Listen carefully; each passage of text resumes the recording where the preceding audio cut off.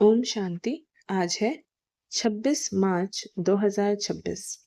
बाप दादा के महावाक्य हैं, मीठे बच्चे, संग दोष से बचकर पढ़ाई पर पूरा पूरा ध्यान दो तो कोई भी तूफान आ नहीं सकते।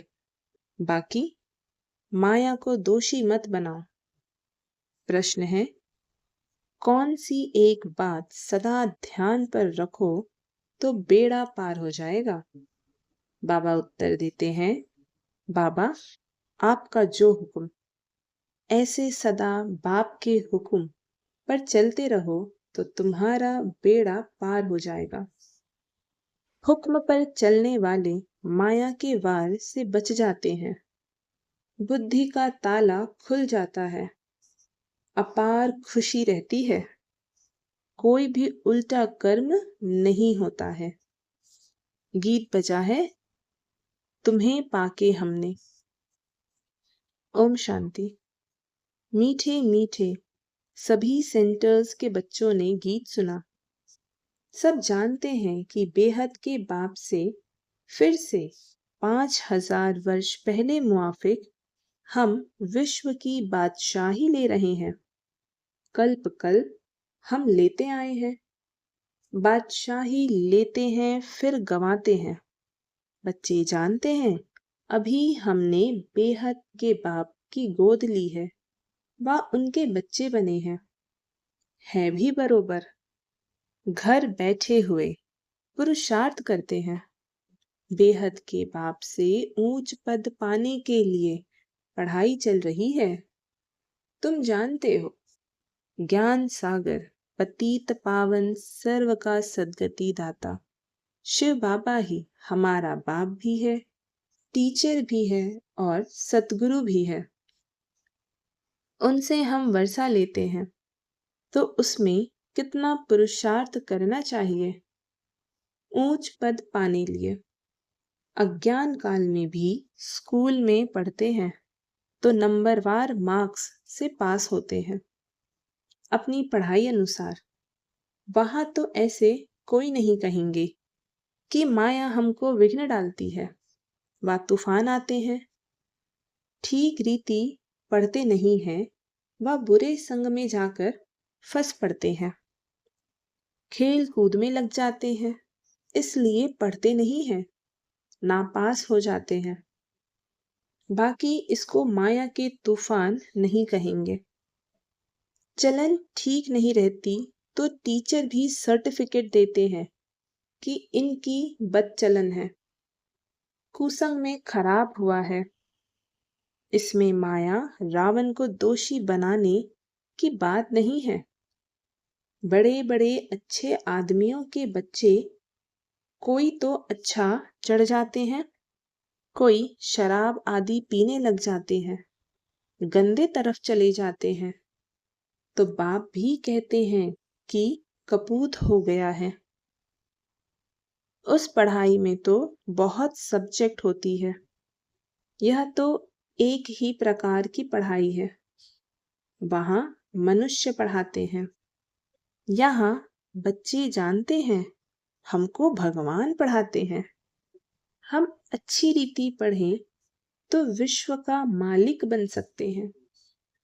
बच्चे तो बहुत है, फिर कोई पढ़ नहीं सकते संग दोष में आकर के। इसको माया का तूफान क्यों कहे।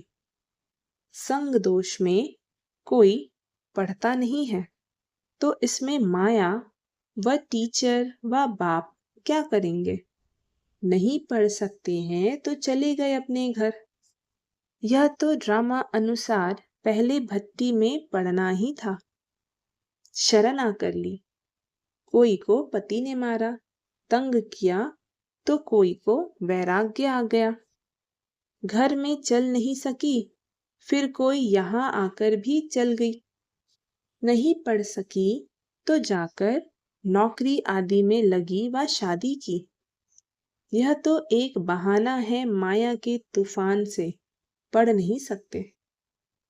यह नहीं समझते कि संग दोष के कारण यह हाल हुआ और हमारे में विकार जबरदस्त है। यह क्यों कहते हो कि माया का तूफान लगा तब गिर पड़े?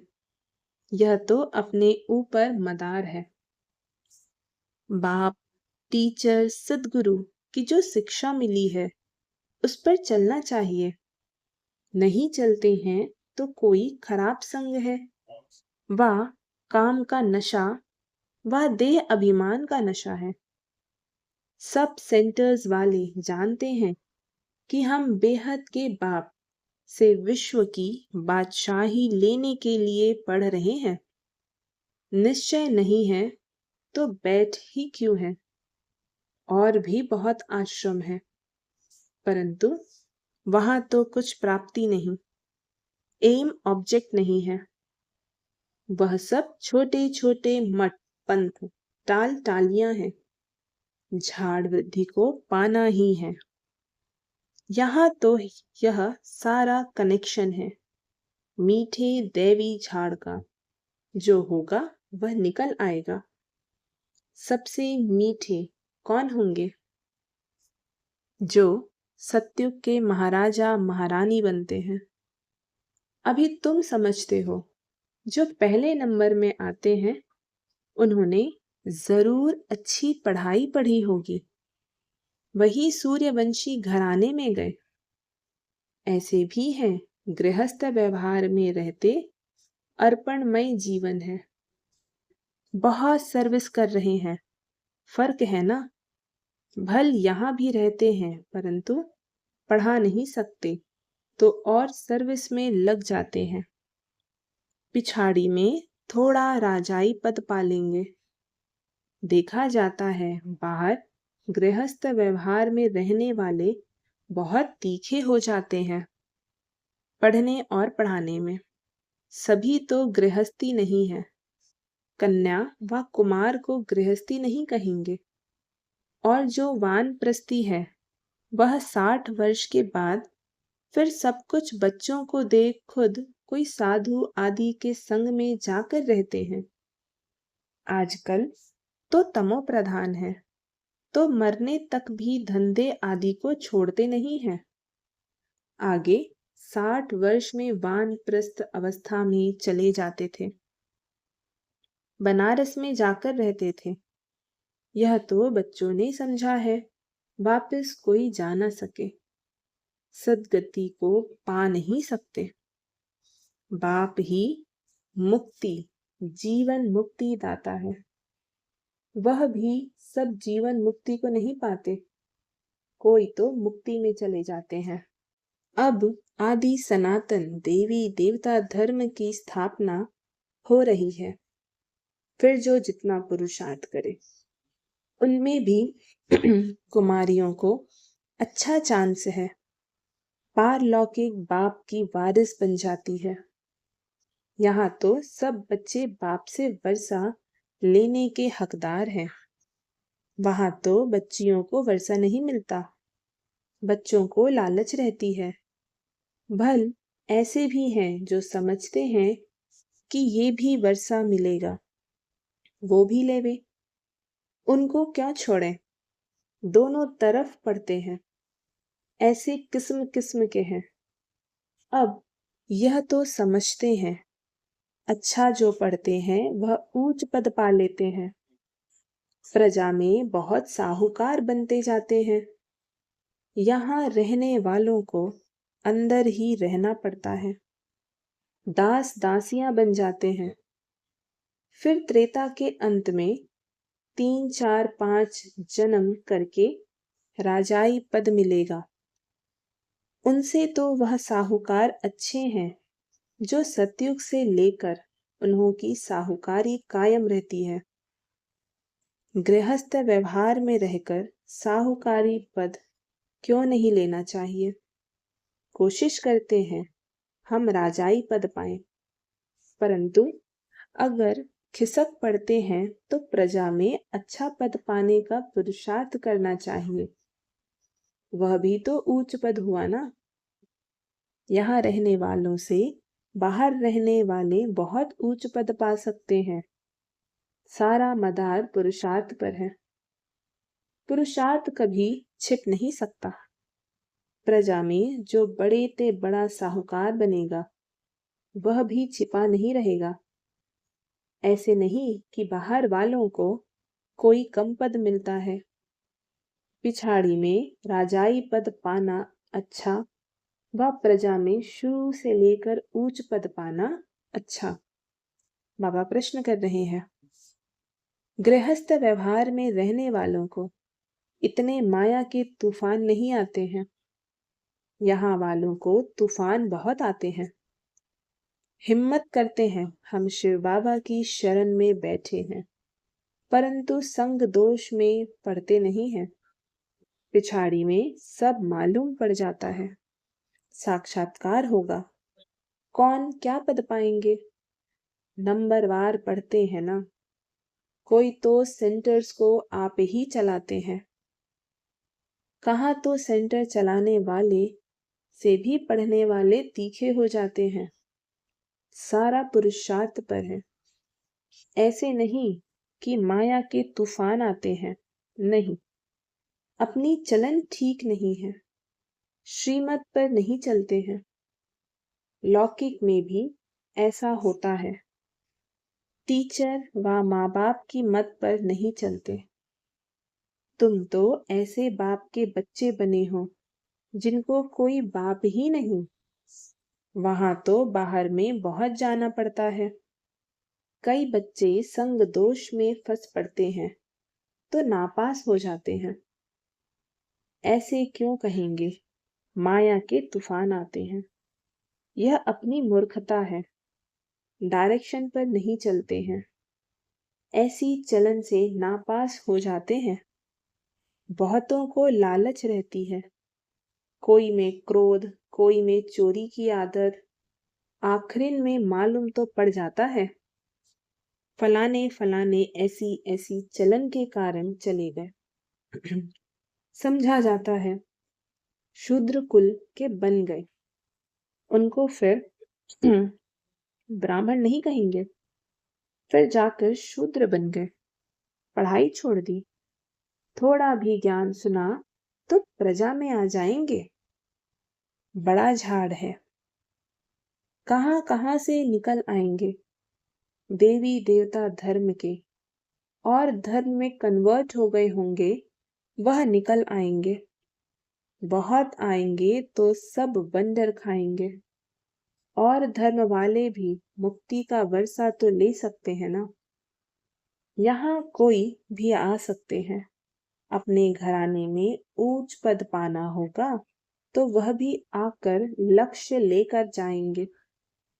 बाबा ने तुमको साक्षात्कार कराया था कि वह भी आकर लक्ष्य लेकर जाते हैं। ऐसे नहीं कि यहाँ रहकर ही लक्ष्य में रह सकेंगे।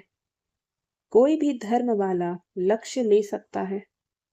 लक्ष्य मिलता है, बाप को याद करो, शांति धाम को याद करो तो अपने धर्म में ऊंच पद पालेंगे। उनको जीवन मुक्ति तो मिलनी नहीं है, ना वहां आएंगे। दिल लगेगी नहीं। सच्ची दिल उन्हों की लगती है जो यहाँ के हैं। पिछाड़ी में आत्माएं अपने बाप को तो जान जाए। बहुत सेंटर्स हैं, पर ऐसे भी हैं जिनका पढ़ाई पर अटेंशन नहीं है, तो समझा जाता है ऊंच पद नहीं पा सकेंगे। निश्चय हो तो यह नहीं कह सकते कि फुर्सत नहीं है, परंतु तकदीर में नहीं है तो कहते हैं फुर्सत नहीं है। यह काम है। तकदीर में होगा तो दिन रात पुरुषार्थ करने लग पड़ेंगे। चलते चलते संग में भी खराब हो पड़ते हैं। उसको ग्रहचारी भी कह सकते हैं। बृहस्पति की दशा बदलकर मंगल की दशा हो पड़ती है। शायद आगे चलकर उतर जाए।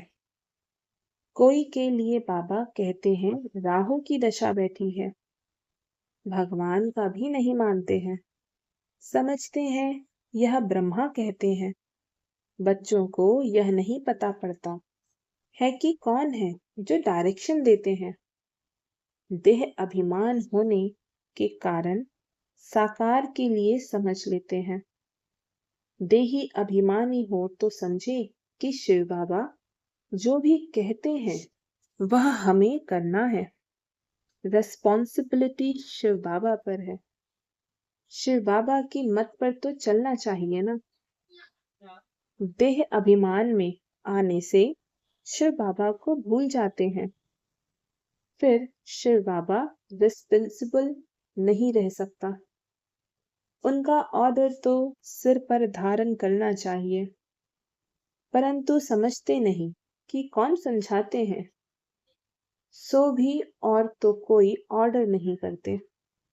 सिर्फ बाप कहते हैं मैं तुमको श्रीमत देता हूँ। एक तो मुझे याद करो और जो ज्ञान मैं सुनाता हूँ वह धारण करो और कराओ। बस यही धंधा करो। अच्छा, बाबा जो हुक्म। राजाओं के आगे जो रहते हैं वह ऐसे कहते हैं, जो हुक्म। वह राजाएं हुक्म करते थे। यह शिव बाबा का हुक्म है। घड़ी घड़ी कहना चाहिए, जो हुक्म शिव बाबा। तो तुमको खुशी भी रहेगी। समझेंगे? शिव बाबा हुक्म देते हैं। याद रहेगी शिव बाबा की, तो बुद्धि का ताला खुल जाएगा। शिव बाबा कहते हैं यह प्रैक्टिस पर जानी चाहिए, तो बेड़ा पार हो जाए। परंतु यही डिफिकल्टी है। घड़ी घड़ी भूल जाते हैं। ऐसे क्यों कहना चाहिए कि माया भुलाती है। हम भूल जाते हैं, इसलिए उल्टे काम होते रहते हैं। बहुत बच्चियां हैं। ज्ञान तो बहुत अच्छा देती है, परंतु योग नहीं, जिससे विकर्म विनाश हो। ऐसे बहुत अच्छे अच्छे बच्चे हैं। योग बिल्कुल नहीं है। चलन से समझा जाता है योग में नहीं रहते हैं, फिर पाप रह जाते हैं जो भोगने पड़ते हैं। इसमें तूफान की तो बात ही नहीं। समझो यह मेरी भूल है। मैं श्रीमत पर चलता नहीं हूँ। यहाँ तुम आए हो राजयोग सीखने। प्रजा योग नहीं सिखाया जाता है। मात पिता तो है ही, उनको फॉलो करो तो तुम भी गद्दी नशीन बनेंगे। इनका तो सर्टेन है ना। यह श्री लक्ष्मी नारायण बनते हैं तो फॉलो मदर फादर। और धर्म वाले मदर फादर को फॉलो नहीं करते हैं, वह तो फादर को ही मानते हैं। यहाँ तो दोनों है। गॉड तो है क्रिएटर, मदर का फिर गुप्त राज है। माँ बाप पढ़ाते रहते हैं, समझाते हैं ऐसे नहीं करो, यह करो। टीचर कोई भी सजा देंगे तो स्कूल के बीच में देंगे ना। ऐसे ही थोड़ी बच्चा कहेगा कि मेरी इज्जत लेते हो। बाप 5-6 बच्चों के आगे थप्पड़ मारेगा तो ऐसे बच्चा थोड़ी कहेगा कि 5-6 के आगे क्यों लगाया। नहीं, तो यहाँ तो बच्चों को शिक्षा दी जाती है, फिर भी नहीं चल सकते हैं। तो अच्छा गृहस्थ व्यवहार में रहते फिर पुरुषार्थ करो। अगर यहाँ बैठे डिससर्विस की तो जो कुछ भी थोड़ा होगा वह भी खत्म हो जाएगा। नहीं पढ़ना है तो छोड़ दो। बस हम चल नहीं सकते। ग्लानि क्यों करनी चाहिए। ढेर बच्चे हैं, कोई पढ़ेंगे कोई छोड़ देंगे। हर एक को अपनी पढ़ाई में मस्त रहना चाहिए। बाप कहते हैं एक दो से सेवा मत लो। कोई अहंकार नहीं आना चाहिए। दूसरे से सेवा लेना यह भी देह अहंकार है। बाबा को समझाना तो पड़े ना। नहीं तो जब ट्रिब्यूनल बैठेगी तब कहेंगे हमको पता थोड़ी था कायदे कानून का, इसलिए बाप समझा देते हैं। फिर साक्षात्कार कराए सजा देंगे। बिगर प्रूफ सजा थोड़ी मिल सकती है। अच्छा समझाते तो बहुत है, कल्प पहले मुआफिक। हर एक की तकदीर देखी जाती है। कई सर्विस कर अपनी जीवन हीरे जैसे बनाते हैं। कई हैं जो तकदीर को लकीर लगा देते हैं। अच्छा मीठे मीठे सिक्के लधे बच्चों प्रति माता पिता बाप दादा का याद प्यार और गुड मॉर्निंग। रूहानी बाप की रूहानी बच्चों को नमस्ते। और हम रूहानी बच्चों की रूहानी माता पिता बाप दादा को याद प्यार गुड मॉर्निंग और नमस्ते। धारणा के लिए मुख्य सार। पहली पॉइंट, बाप टीचर सदगुरु द्वारा जो शिक्षाएं मिलती हैं उन पर चलना है। माया को दोष न देकर अपनी कमियों की जांच कर उन्हें निकालना है। दूसरी पॉइंट, अहंकार का त्याग कर अपनी पढ़ाई में मस्त रहना है। कभी दूसरों से सेवा नहीं लेनी है। संग दोष से बहुत बहुत संभाल करनी है। आज का वरदान, संकल्प के इशारे से सारे कारोबार चलाने वाले सदा लाइट के ताजधारी भव। जो बच्चे सदा लाइट रहते हैं उनका संकल्प व समय कभी व्यर्थ नहीं जाता। वही संकल्प उठता है जो होने वाला है। जैसे बोलने से बात को स्पष्ट करते हैं, वैसे ही संकल्प से सारी कारोबार चलती है। जब ऐसी विधि अपनाओ तब यह साकार वतन सूक्ष्म वतन बने। इसके लिए साइलेंस की शक्ति जमा करो और लाइट के ताजधारी बनो। स्लोगन, इस दुख धाम से किनारा कर लो तो कभी दुख की लहर आ नहीं सकती। ये अव्यक्त इशारे निश्चय के फाउंडेशन को मजबूत कर सदा निर्भय और निश्चिंत रहो। जैसे कार में बैटरी जब थोड़ा ढीली हो जाती है, कार अपने आप नहीं चलती है तो दूसरों से थोड़ा धक्का लगवाते हैं। ऐसे जिस भी आत्मा में आपका फेथ हो और समझो उनसे हमको मदद मिल सकती है तो उनसे थोड़ा सा सहयोग लेकर आगे बढ़ जाना चाहिए। कमजोरी की बात तो ज्यादा नहीं सोचना, तब खुशी में आगे बढ़ते जाएंगे। अच्छा, ओम शांति।